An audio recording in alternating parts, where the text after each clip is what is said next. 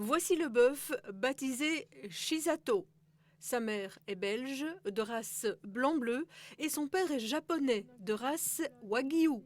Robe noire, langue noire, taille moyenne, toutes les caractéristiques du Wagyu. Mais ici, c'est un croisement, c'est du 50-50.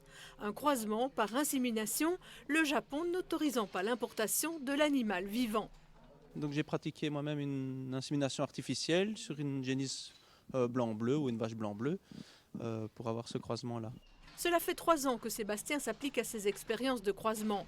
Petit gabarit à la naissance, 35 kg environ, l'animal croisé porte déjà toutes les caractéristiques du Wagyu. Il ne donnera pas la même quantité de viande que le blanc-bleu, mais sa chair sera persillée après au moins 24 mois. Il faut à peu près en 2 ans et 3 ans pour les mâles. Ici ils sont castrés. Et ensuite, donc celui à côté il s'appelle Shikanori et il a 27 mois. Il ira à l'abattoir, enfin j'irai même le conduire à l'abattoir moi-même avec un van pour éviter le stress et le minimum d'heures de transport. De retour à l'abattoir, c'est dans le magasin à la ferme que la viande sera vendue. Et ça, c'est le travail de Jonathan.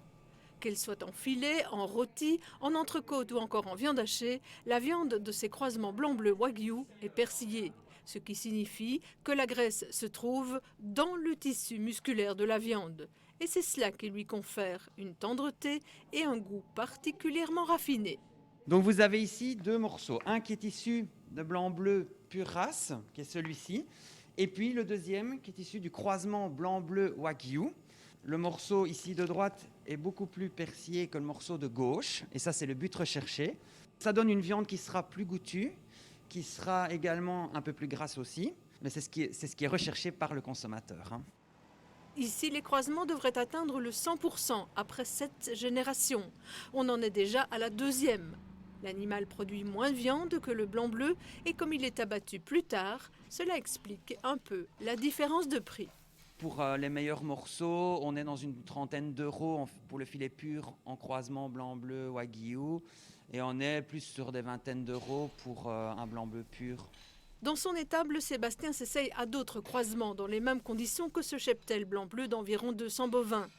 À terme, il pourra comparer de manière juste les qualités de viande issues de ces animaux produits et élevés chez nous, peut-être de nouvelles pépites à découvrir.